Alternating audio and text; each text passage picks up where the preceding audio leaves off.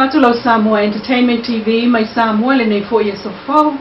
Mai so tapo inga tama matina matua. Te lava mo mai ai tato fasalonga le nei tula. Malo le soifua o sine fa. Sale te tau le whainga nu o le fiu angau sale longa no lato whai al whaamsinonga. O le tamaita ile sa tu o ia ai le matai o lato nu le soli tu la fono.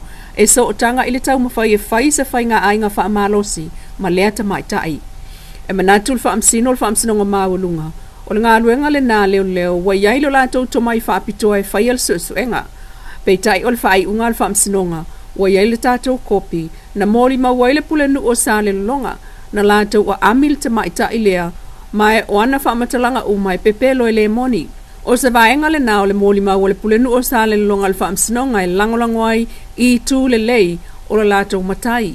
Peita ina avatu fo ile langolango i tū le lei a le lato whaife au, ai o leisi tanga tole nu. Ai whaamaumaunga leo leo na alua tūl te matai lea malana taxi, ma le pasese o le te maita ile nei. Leo o ile maketi, ai afe isa no fuanga e le nisi. Tu ai matawana wailoa ele matai lea le teine e sau fafo, ai musu. Ma o ai ina tango sai lima o le teine ile fas ie, ma faafefe ile anga ese, ma tu tele no atu i ai se itulau. Sa le mawhai ona ia whaia se isi tu langa ile maalosi o le te e le teine. Ele ngata ina whai ngata ona te tala ona la e o le ofu ilunga, ai sa faapena fo ilona la e pito ilalo. Peita ia le aini whaamao ni ngā nisi la sanga o le tau mawhai ngā le tamalea e whaamao losi le tamaitai. E ui ina tu mau lava le talia lea matai ti a kono e te e imolianga peitai o sao no le whaamsino o tūlanga whaapena e o iei se tasi o whaamao ni asa soli tu la fono. Ai ana whaapea na te talia lona se se ma whaato ese i le tamaitai o la sanga umana e te le lava sona sao. Ile whaatatau o le whaamsinonga whaasino ile mta upu umoli atuai. O le tangata na te talia lona se se, o se tasile na o winga whaalia o le salamo, ma ato e fo iato e whai ma ave taxi, o le ale to e whaia. E mana o mia o na puipuia tangata o le tunu, mai le tu ainga o ave taxi whaapea e a mio whaapea nei e pei o na whaia e lea matai.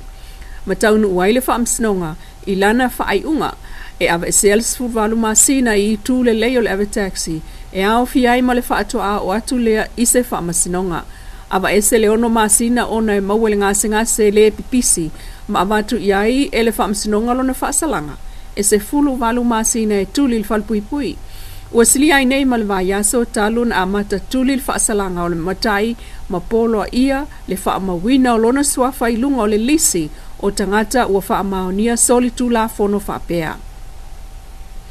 Enisi o talawu amata se tema malona ia fo itau fau o le suau. Mo le penisini lea ua si i le ono te sima le ono sene. Tolu tala sulfitu sene le lita i le tolu tala se fulu tasi sene i le lita sa iai.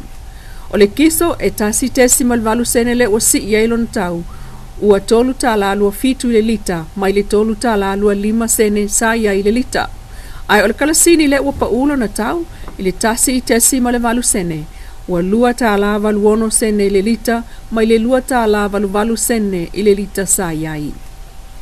Inisi o tala le ua amata whaatasi ai nei le vai aso le te wila ia se tema. Ma le whaatala ula le whaalapop tonga le uta ua o le saili le ami o tonu Family Club.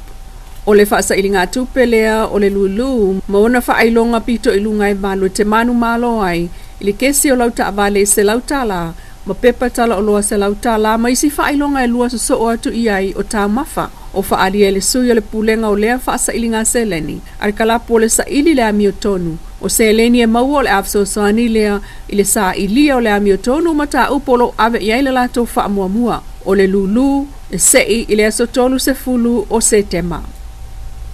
Wa amatali ai le te wila mo le vai aso atu le nei ma ona sa umai au fiai ma le te talanga alo ia i le aso ma i le iwa i le tai au i le fitu i le fiafi ma i fale ainga o sa whaale nganu e au fiai suawai ma le whaalinga o siva Samoa.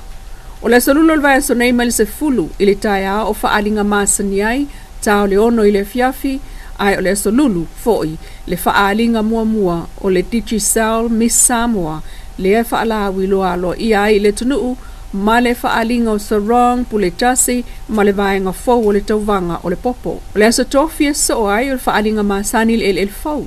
O le sfraile, o le solo a tavale te wina, ta maita i tauvama o le misa mo alua olua whalua olua lima. E ese mai whaalinga o le te wila maasani ai o le te wila. Ai o le fiafi loa o le aso tonai, o le tauvanga ta maita i sfulima.